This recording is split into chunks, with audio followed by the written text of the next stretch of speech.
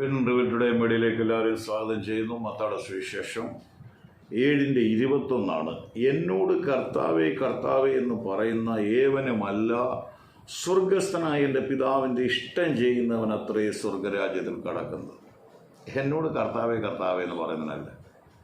ഇപ്പം നമ്മുടെ വീട്ടിലെ കുഞ്ഞുങ്ങൾ daddy daddy daddy mummy mummy, അപ്പം അവർ പറയും, കുഞ്ഞ് ഞാൻ പറഞ്ഞ് നീ അനുസരിക്കും, നീ പഠിച്ചു, നീ ഇന്ന ഉത്തരവാദിത്തങ്ങൾ ചെയ്യണമെന്ന് പറഞ്ഞു, ഇന്ന ഇൻ്റർവ്യൂവിന് അറ്റൻഡ് ചെയ്യണമെന്ന് പറഞ്ഞു, നീ പോയോ, നീ വിളിച്ച് ചോദിച്ചു ഇതിനടുത്ത്. അപ്പോൾ അവർ പറയുന്ന പപ്പാ മമ്മിയെന്ന് വിളിക്കുന്നില്ലല്ല. ദൈവം പറഞ്ഞ എന്നോട് എപ്പോഴും കർത്താവേ കർത്താവേ കർത്താവ്. ദൈവത്തിൻ്റെ ഇഷ്ടം, പുത്രൻ്റെ ഇഷ്ടം. ദൈവത്തിൻ്റെ ഇഷ്ടം എന്തുവാ? പുത്രനിൽ വിശ്വസിക്കുക എന്നുള്ളതാണ്. യേശുവിൻ്റെ ഇഷ്ടം എന്താണ്? എൻ്റെ കൽപ്പനകൾ അനുസരിക്കുക. നമുക്കെല്ലാം ദൈവത്തെ സ്തുതിക്കാൻ റെഡിയാണ്. വേണം നമ്മൾ വലിയ പ്രാസവാക്കുകളൊക്കെ ഉപയോഗിച്ച് നീ പരിശുദ്ധൻ, നീ മഹോന്നതൻ. ദൈവത്തിന് സന്തോഷമാണ്. ദൈവം അത് തന്നെയാണ്. നമ്മൾ പറഞ്ഞാലും പറഞ്ഞില്ലേലും ദൂതന്മാർ, കോടാനുകോടി ദൂതന്മാർ രാപകൽ ആരാധിക്കുന്ന ദൈവമാണ് നമ്മുടെ ദൈവം. പക്ഷെ ആ ദൈവത്തെ ബഹുമാനിക്കുമ്പോൾ അവൻ പറയുന്നതനുസരിക്കും. അതുകൊണ്ടാണ് കർത്താവ് പറഞ്ഞ മുന്തിരിത്തോട്ടത്തിൽ പോകാൻ പറഞ്ഞപ്പോൾ ഒരുത്തൻ പറഞ്ഞു പോകാം, പക്ഷെ അവൻ പോയില്ല. എന്നാൽ പോകത്തില്ലെന്ന് പറഞ്ഞവൻ പിന്നത്തേതിൽ മാനസാന്തരപ്പെട്ട് അവൻ പോയി.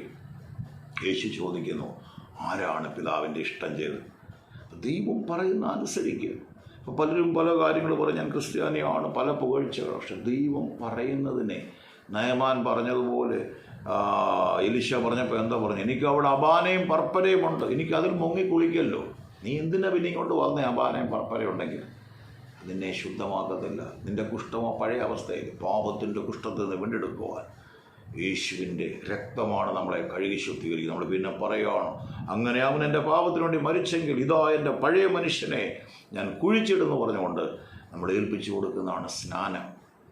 അതിനെ അംഗീകരിക്കാത്ത, അതിനെ ഏൽപ്പിച്ചു കൊടുക്കാത്തൊരു വ്യക്തിക്ക് എങ്ങനെ ദൈവത്തെ ഞാൻ അനുസരിക്കുന്നു പറയാം? യോഹന്നാൻ പറയുന്നൊരു വാക്കുണ്ട്, നീ എൻ്റെ അടുക്കൽ വരുന്നോ, എനിക്ക് നിന്നാൽ സ്നാനപ്പെടണം. യേശു പറയുന്നുണ്ട്, ഇങ്ങനെ സകല ദൈവത്തിൻ്റെ നീതി നിവൃത്തിയാക്കും നമുക്ക് ഉചിതം. പരീക്ഷന്മാർ ദൈവത്തിൻ്റെ ആലോചനയെ വ്രതാവാക്കി കളയുമ്പോൾ അവിടെ ഇരിക്കുന്നത് ദൈവത്തിൻ്റെ ആലോചന. ഇപ്പോൾ ദൈവം പറയുന്നത് നിങ്ങൾക്ക് അംഗീകരിക്കാതിരിക്കാൻ നോക്കും. അതുകൊണ്ടല്ലേ പലരും പല കാര്യങ്ങളിൽ അവർ പിന്മാറുന്ന കാര്യം. അവർക്ക് ലോകത്തെ പ്രസാദിപ്പിക്കണം, അവർ സൊസൈറ്റിയിലെ സ്ഥാനം പോവും, കുടുംബങ്ങളിൽ അവരെ തള്ളപ്പെടും. അതുകൊണ്ട് അഡ്ജസ്റ്റ് ചെയ്ത് പോകുന്ന പരിപാടിയൊന്നും വേദസ്ഥയിലില്ല. കർത്താവേ കർത്താവേ എന്ന് വിളിക്കുന്നവനല്ല എൻ്റെ പിതാവിൻ്റെ ഇഷ്ടം. അത് ചെയ്യുമ്പോൾ ലോകം നിന്നെ എതിർക്കും, ഭർത്താവ് എതിർക്കും, ഭാര്യ എതിർക്കും, ചിലപ്പോൾ വീട്ടിൽ നിന്ന് ഓക്കൗട്ട് നടക്കും. പക്ഷേ അന്ധനെ നോക്കി അവിടെ സിന്നഗോഗിൽ നിന്ന് മുടക്കുമ്പോൾ യേശു പറഞ്ഞു, ഞാൻ നിനക്ക് വേണ്ടിയുണ്ട്, ഞാൻ നിൻ്റെ കൂടെയുണ്ട്. എല്ലാവരും തള്ളിക്കളയുമ്പോൾ നമ്മെ ചേർക്കുന്നൊരു ദൈവമുണ്ട്. അവന് വേണ്ടി നിൽക്കാം.